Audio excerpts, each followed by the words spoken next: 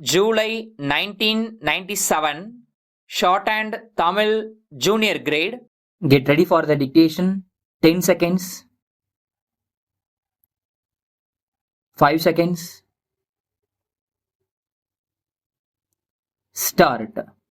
நண்பர்களே, தொழிலாளர்கள் முன்னேற்றம் பற்றி ஆராய்வதற்காக ஏற்பாடு செய்யப்பட்டுள்ள இந்த கூட்டத்தில் கலந்து கொண்டு என்னுடைய கருத்துக்களை தெரிவிப்பதற்கு எனக்கு வாய்ப்பு கிடைத்தமைக்கு மகிழ்ச்சி அடைகிறேன். இந்த கூட்டத்தை ஏற்பாடு செய்தவர்களுக்கு என்னுடைய நன்றியையும் தெரிவித்துக் கொள்ளுகிறேன். நாட்டு மக்களின் வாழ்க்கை தரம் உயருவதற்கு உற்பத்தி பெருக்கமும் பொருள்களின் தரம் உயர்வும் பொருள்கள் நியாய விலையில் கிடைப்பதும் மிகவும் அவசியம் ஆகும் என்பதை நாம் அனைவரும் அறிவோம். இந்த நிலை ஏற்பட தொழிலதிபர்கள் மற்றும் தொழிலாளர்கள் ஆகிய இருவருக்கும் முக்கிய பங்கு உண்டு என்பதை நாம் மறுக்க முடியாது. மாறிவரும் காலகட்டத்தில் தொழிலாளர்கள், முதலாளிகள் ஆகிய இவர்களுக்கிடையே குறுகிய எண்ணங்களுக்கு இடமில்லை என்பதையும், நாட்டின் நலன்தான் முக்கியம் என்பதையும் உணர்வார்கள் என்பதில் ஐயமில்லை. ஒரு அமைதியான சமுதாய மாறுதல் ஏற்படுவதற்கு தொழில் துறையில் சுமூகமான நிலைமை இருக்க வேண்டியது மிகவும் அவசியமாகும். தொழிலாளி முதலாளி என்ற பழைய முறை மாறி நாட்டின் நலன்கள், தேவைகள் ஆகியவற்றுக்கு உதவும் ஒரு உறவுமுறை இந்த இரண்டு தரப்பினரிடையே நிலவ வேண்டும் என்பதுதான் இந்த அரசின் விருப்பமாகும் என்பதை இந்தச் சமயத்தில் சுட்டிக்காட்ட விரும்புகிறேன்.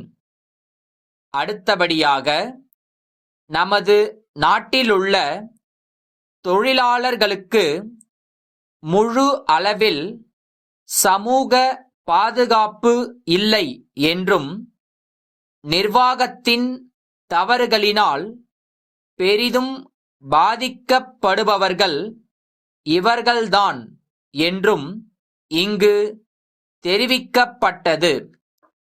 ஆனால் இந்த பிரச்சனையை மேலெழுந்த வாரியாக பார்க்கக்கூடாது.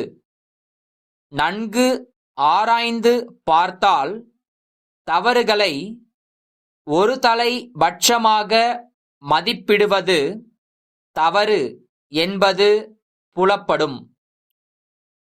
தொழில் வளர்ச்சிக்கோ நாட்டின் நலனுக்கோ குந்தகம் ஏற்படாத வண்ணம் நடப்பதற்கு தொழிலாளர்களுக்கு கடமை உண்டு என்பதை இந்த நேரத்தில் தெரிவித்துக் கொள்ள விரும்புகிறேன்.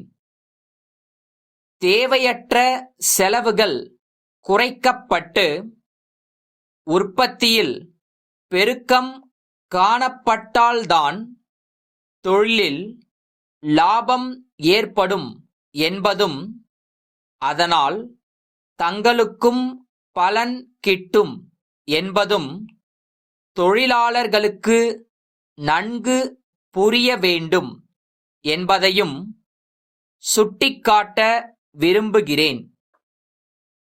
நிர்வாகிகளின் தவறான கொள்கைகள் நடவடிக்கைகள் இனியும் தொடர்ந்து நீடிக்க முடியாது என்பதையும் தெரிவித்து என்னுடைய உரையை இத்துடன் முடித்துக் கொள்ளுகிறேன்.